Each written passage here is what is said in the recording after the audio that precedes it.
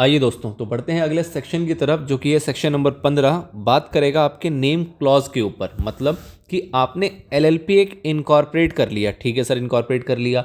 अब जब आप एक एलएलपी इनकॉर्पोरेट करोगे तो आपने कहा कि सर हमने तो चाहा था क्या कि हम रॉयल लिमिटेड बनाएं।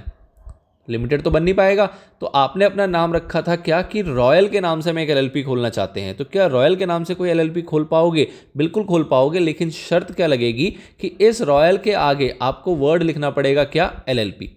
मतलब कि दुनिया वालों को कैसे पता लगेगा कि रॉयल एलएलपी है या क्या है? तो एलएलपी एक्ट ने क्या दिया सेक्शन नंबर 15 के अंदर, उसने कहा कि किसी भी नाम से आप एलएलपी इनकॉर्पोरेट करोगे ना, तो उस नाम के अंत में अगर आप शॉर्ट में एक्रोनिम में लिखना चाहते हो तो आप एलएलपी लिखो, और अगर आपको लगता है नहीं जी हम तो पूरा लिखेंगे, तो आप लिमिटेड लाइबिलिटी पार्टनरशिप भी लिख सकते हो। ये आपकी इच्छा है, ये आपकी इच्छा है। बट द पॉइंट इज कि आपको दोनों में से कोई एक चीज़ तो लिखना पड़ेगा। मतलब क्या हुआ कि दुनिया वालों को ये बताना ज़रूरी है कि जो आपका ये कॉन्स्टिट्यूशन है, जो आपकी एंटिटी है, जो आपका बॉडी कॉर्पोरेट है, वो एलएलपी है। और वो तभी पता लगेगा जब नाम के अंत में लगा होगा एलएलपी। ठीक है, तो दिस इज योर सबसेक्शन 1 जो ये बात कहता है। दूसरा कि एलएलपी जो है ना, वो आप किस नाम से रजिस्टर कर सकते हो कि भाई साहब आप कोई भी नाम रखो, लेकिन ध्यान क्या देना है कि सेंट्रल गवर्नमेंट को ऐसा ना लगे कि आपका जो नाम है वो अनडिजायरेबल है। अनडिजायरेबल का मोटा मोटा मतलब क्या हुआ कि कोई भी ऐसा अभद्र, अश्लील या कुछ भी ऐसा बेबुनियादी नाम जिसके पीछे कोई रीजनिंग ना हो, कोई लॉजिक ना हो, कोई अर्थ ना हो, उस टाइप का आप नाम नहीं रख पाएंगे, पहला कंडीशन। और दूसरा जो बहुत ही इंपॉर्टेंट कंडीशन है कि वो किसी भी दूसरी एलएलपी से, किसी भी दूसरी कंपनी से या किसी भी ऐसे व्यक्ति के द्वारा रजिस्टर्ड ट्रेडमार्क से मिलता जुलता नहीं होना चाहिए, उसके जैसा आइडेंटिकल, या फिर टू नियरली रिसेंबल, मतलब उसके आसपास भी भटका जैसा नहीं होगा। जैसे फॉर एग्जाम्पल कि अगर मैं कहता हूं कि कोई अपना नाम रखना चाहता है, लेट से रिलायंस, ठीक है, तो रिलायंस एक है मान लो ये, ठीक है, वो कहता है नहीं जी हम तो ना रियलायंस करेंगे। उसने कुछ ऐसी वर्ड बना दी, उसने कहा जी हम तो ये रखना चाहते हैं, बट इसका भी जो उच्चारण है वो क्या निकल के आ रहा है? रिलायंस निकल के आ रहा है। कोई कहता है नहीं हम तो RILANC लिखेंगे, ये करना चाहता है, क्या कर पाएगा? बिल्कुल नहीं कर पाएगा। मतलब कि अगर उसके आसपास भी है, उसकी अगर शब्दावली उस प्रकार की है, या फिर उसका उच्चारण उस प्रकार से है, या फिर जो उसका मीनिंग है वो उस प्रकार से है, किसी भी तरीके से अगर मिलता जुलता होगा ना, तो आप उस नाम से अपना एलएलपी इनकॉर्पोरेट नहीं कर सकते हैं। ये बिल्कुल बेसिक और बहुत परम इंपॉर्टेंस है। रीजन बीइंग क्योंकि भैया एक नाम से अगर कोई रजिस्टर्ड है तो ऑब्वियस सी बात है आप दूसरे नाम से रजिस्टर करोगे तो आपके पास एक अननेसेसरी का कंपटीशन अराइज होगा, जो कि कॉर्पोरेट वर्ल्ड में अच्छा नहीं है। तो सिर्फ दो बातें बताई हैं आपके नेम क्लॉज ने। पहला सबसेक्शन कह रहा है कि भाई साहब एलएलपी लगाना पड़ेगा, और दूसरा कह रहा है कि आपका अनडिजायरेबल नहीं होना चाहिए, और दूसरा आइडेंटिकल या टू नियरली रिसेंबल नहीं होना चाहिए। किससे मिलता जुलता की बात कर रहा है? तो किसी एलएलपी से, किसी कंपनी से, या फिर किसी व्यक्ति के द्वारा अगर ट्रेडमार्क रजिस्टर कराया हुआ है अंडर ट्रेडमार्क एक्ट 1999, तो उससे मिलता जुलता नहीं होना चाहिए। ध्यान देना, ये तीन ही चीज़ें, इसके अलावा कोई चौथी चीज़ नहीं है। इसके ऊपर सवाल पूछा जाता है जब कोई ऐसा चौथा या पांचवा आइटम घुसा दिया जाता है और कहा जाता है कि बताओ इससे मिलता जुलता है, ये तो आप इनकॉर्पोरेट नहीं कर सकते, इस नाम से रजिस्टर नहीं करा सकते। तो आपको ध्यान रखना है, सिर्फ तीन ही ऐसी बातें हैं जिसको आपको चेक करना होता है। इसके अलावा आप किसी भी नाम से वो इनकॉर्पोरेशन कर सकते हो, अपना नाम रख सकते हो। ठीक है सर। सेक्शन नंबर 16 किसकी बात करता है? Reservation of name. मतलब कि आपने ऊपर देखा भैया नेम मिलना तो बहुत मुश्किल है, और अब होता क्या है कि सपोज कीजिए आप गए एक इनकॉर्पोरेशन करने के लिए और आपने उसमें एक नाम दिया। अब आपने जो नाम प्रपोज किया वो नाम जो है वो आरओसी ने क्या कर दिया? रिजेक्ट कर दिया। ठीक है, फिर आपने दोबारा नाम दिया, फिर दोबारा आरओसी ने रिजेक्ट कर दिया, फिर आपने तीसरी बार नाम दिया, तीसरी बार भी रिजेक्ट कर दिया। अब आप क्या हो रहा है कि आप पूरा इनकॉर्पोरेशन का फॉर्म सबमिट कर रहे हो, सारे कुछ फॉर्मेलिटीज कर रहे हो, और अल्टीमेटली रिजेक्ट हो जा रहा है। तो इस केस में क्या प्रोविजन लेके आया हमारा ये एक्ट? वो कहता है ऐसा करो ना, पहले अपना नाम चुन लो, पहले अपना नाम चुन लो, नाम वाली फॉर्मेलिटी कर लो, क्योंकि वो सबसे ज्यादा रिजिड फॉर्मेलिटी है, उसके अंदर कोई स्कोप नहीं है। एक बार आपका नाम फाइनलाइज हो जाएगा तो नेम फाइनलाइज होने के बाद आपको हम कुछ मोहलत दे देंगे। कितना मोहलत दे देंगे? 3 महीने की मोहलत दे देंगे। 3 महीने तक उस नाम को यूज करके आप क्या करवा सकते हो? अपना इनकॉर्पोरेशन करवा सकते हो। ठीक है, तो पहले कह रहा है नाम फाइनलाइज कर लो, नेम रिजर्व करा लो एक तरीके से, और रिजर्व जब हो जाएगा तो वो रिजर्व आपके लिए 3 महीने तक रहेगा। 3 महीने तक आप उसको यूज करते हुए इनकॉर्पोरेशन करा सकते हो। उसके बाद वो नेम जो है वो कोई और भी यूज कर पाएगा अगर आपने इनकॉर्पोरेशन नहीं कराया तो।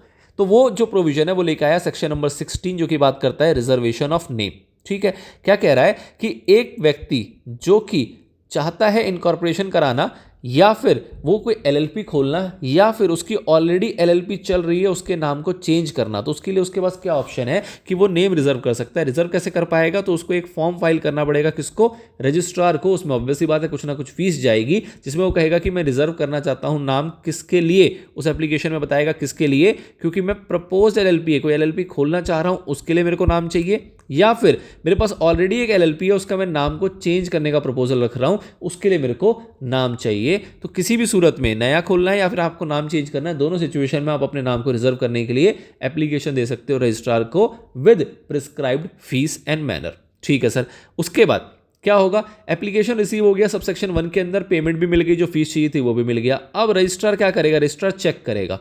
चेक क्या करेगा, उन कंडीशन को जो कि आपको सेक्शन 15 में बताया गया था, सेक्शन 15 में ये वाली बातें बताई गई थी, उसको रजिस्ट्रार चेक करेगा। और रजिस्ट्रार को अगर लगा कि भैया ये जो नाम मांग रहा है ना वो नाम ठीक है और उसको रिजेक्ट करने का कोई ग्राउंड नहीं है, कौन सा ग्राउंड, जो सब सेक्शन 2 में बताया गया था सेक्शन 15 में, ऐसा कोई ग्राउंड है नहीं जिसके बेसिस पे उसको रिजेक्ट किया जा सके। अगर रजिस्ट्रार को ऐसा लगा तो उस केस में वो क्या करेगा, आपके नाम को रिजर्व कर देगा। कितने दिन के लिए, 3 महीने के लिए, और आपको वो इंटीमेट कर देगा, मतलब कि आपको वो इंटीमेशन देगा और जिस दिन से उसने इंटीमेशन दिया उस दिन से लेकर 3 महीने तक वो नाम जो है वो आपके लिए रिजर्व रहेगा और आप चाहें तो उससे अपना इनकॉर्पोरेशन कर सकते हैं। और अगर आपके पास ऑलरेडी एलएलपी है तो आप अपना नेम चेंज कर सकते हैं जैसी भी सिचुएशन हो। ठीक है, तो this is the basic provision of section number 17। Now आगे बढ़े, अगर सेक्शन नंबर 16 का प्रोविजन था रिजर्वेशन ऑफ नेम। नाउ अगर सेक्शन नंबर 17 की बात करें, ये बहुत इंपॉर्टेंट है, rectification of name of LLP. मतलब क्या हुआ सर कि या तो आपने कोई एलएलपी स्टार्ट की है, ठीक है सर, या फिर आपकी ऑलरेडी एलएलपी स्टार्ट थी, आपने उसका नाम चेंज किया है। दोनों सिचुएशन में आपको क्या मिला होगा, स्टार्ट किया तो भी नाम मिला और अगर आपने अपना नाम चेंज किया तो भी नाम मिला। अब नाम के लिए आपसे क्या कहा गया था कि भाई साहब नाम जो है आपका अनडिजायरेबल नहीं होना चाहिए और किसी भी एलएलपी से, किसी भी कंपनी से या फिर रजिस्टर्ड ट्रेडमार्क से मिलता जुलता नहीं होना चाहिए। ठीक है जी, आपने अप्लाई किया, आपने चेक करते हुए कि भाई तीनों से मिलता जुलता नहीं है, और जो रजिस्ट्रार है उसने भी अपने लेवल पे चेक किया और उसको लगा कि हाँ मिलता जुलता नहीं है, और उसने आपको नाम जो है वो अलॉट कर दिया फॉर एनी पर्पस, चाहे वो नई एलएलपी की बात करें चाहे चेंज की बात करें। अब अलॉट तो कर दिया, लेकिन कुछ टाइम के बाद ये पता लगता है कि कोई ना कोई एलएलपी या कंपनी या ट्रेडमार्क उस नाम से एग्जिस्ट करता है। मतलब क्या हुआ कि हो गई भाई साहब गलती, क्या हो गई, गलती हो गई, किससे, जिसने एप्लीकेशन फाइल की थी उससे भी और रजिस्ट्रार से भी गलती हो गई। हो सकता है ऐसा कि बाद में पता लगा इससे मिलता जुलता नाम तो एग्जिस्ट करता है, जहां भी लेवल पे चेक किया था उसके बाद भी ऐसी गलती हो गई, लेट से मान लेते कर दी गलती। अब क्या करें, तो क्या कह रहा है कि भैया भूल जाओ सेक्शन नंबर 15 और 16 को, 15 और 16 में जो भी बातें हुई थी सबको भूल जाओ, not with standing anything containing section number 15 and 16। अगर इफ थ्रू इनएडवर्टेंस और otherwise the LLP on it's first registration, मतलब पहली बार रजिस्ट्रेशन है, on it's registration bye new name is registered by name which is identical with और to nearly resemble to, मतलब कि या तो मिलता जुलता है या फिर उसके आसपास है, मतलब उसके जैसा है बिल्कुल या फिर उससे मिलता जुलता है, किससे, एलएलपी से, कंपनी से या फिर रजिस्टर्ड ट्रेडमार्क से। तो उस सिचुएशन में क्या होगा, उस सिचुएशन में अगर ऐसी कोई गलती हो गई है, गलती से ऐसा कुछ कांड हो गया है, तो वो एप्लीकेशन देगा। कौन एप्लीकेशन देगा, कोई एलएलपी है तो वो एप्लीकेशन देगा, कंपनी है तो वो एप्लीकेशन देगा, कोई अगर ट्रेडमार्क का प्रोप्राइटर है तो वो एप्लीकेशन देगा। मुद्दा कहने का मतलब क्या है कि उस नाम का जो मालिक होगा, इन दोनों में से कोई भी, एलएलपी, कंपनी या ट्रेडमार्क का जो प्रोप्राइटर होगा, इन तीनों में से जो भी उस नाम का मालिक होगा वो क्या करेगा, वो एप्लीकेशन देगा। किसको एप्लीकेशन देगा, सेंट्रल गवर्नमेंट को, और सेंट्रल गवर्नमेंट उसको चेक करेगी, उसको लगेगा हाँ जी ये कांड तो हो गया है, तो उस केस में सेंट्रल गवर्नमेंट क्या करेगी, उस एलएलपी को आदेश देगी, उसको डायरेक्शन देगी कि भाई साहब तुमको जो नाम मिला है ना वो गलती से मिल गया है, तुम्हें 3 महीने की मोहलत दी जाती है, 3 महीने के अंदर अपना नाम जो है वो चेंज कर लो, क्योंकि तुम्हारे जो नाम दिया गया है उसके जैसा आइडेंटिकल या टू नियरली रिसेंबल ऑलरेडी को एग्जिस्ट करता है, और उसकी एप्लीकेशन आई है कि भाई साहब ये तो आपने बवंडर कर दिया, ये तो गलत हो गया है।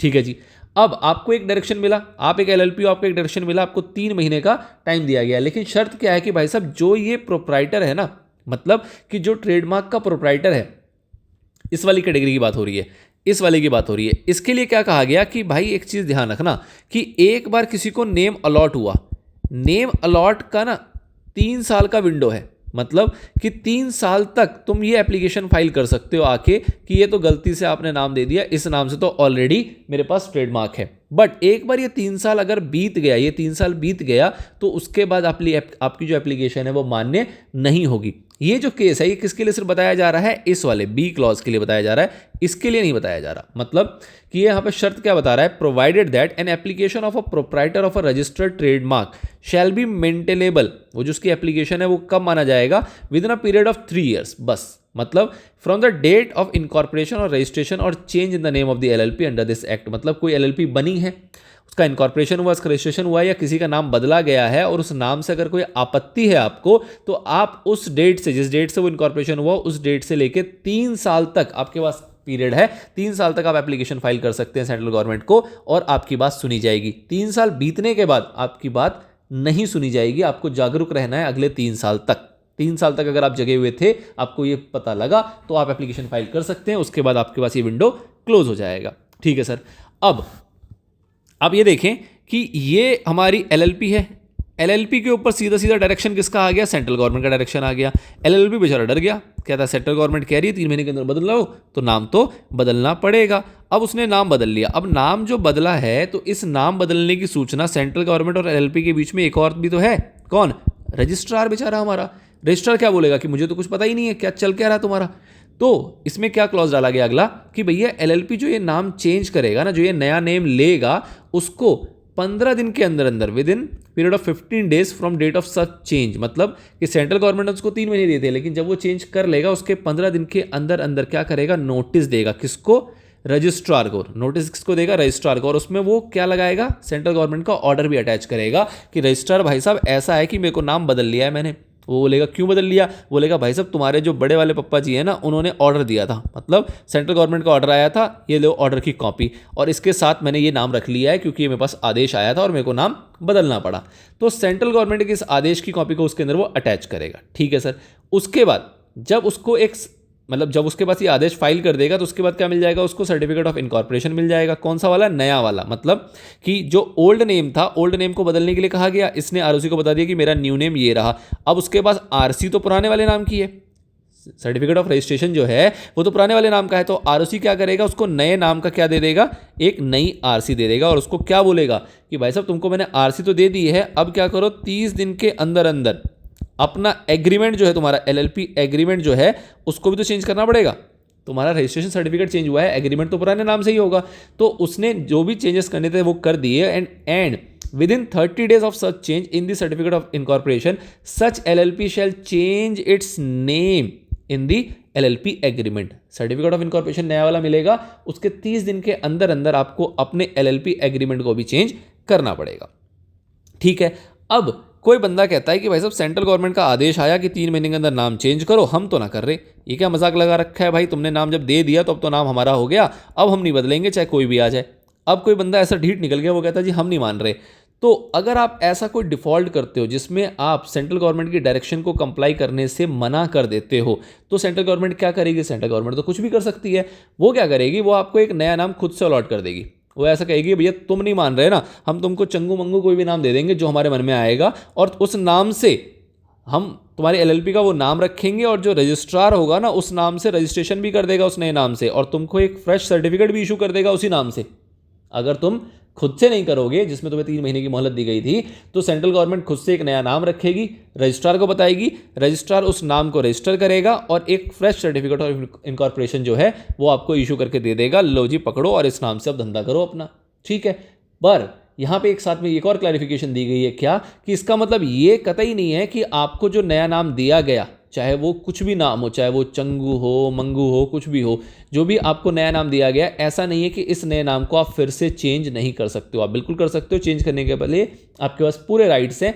वही चेंज करने के लिए आपको क्या लगता है, fees and form and manner, जो भी आपका प्रिस्क्राइब किया गया होगा वो फीस सबमिट करो। आप दोबारा से चाहो तो अपने नाम को चेंज कर सकते हो। बट फर्स्ट टाइम क्योंकि वो नॉन कॉन्ट्राडिक्टरी था, तो सेंट्रल गवर्नमेंट 3 महीने तक इंतजार करेगी, और अगर आपने खुद से चेंज नहीं किया तो वो अपने आप ही नया नाम आपको अलॉट कर देगी।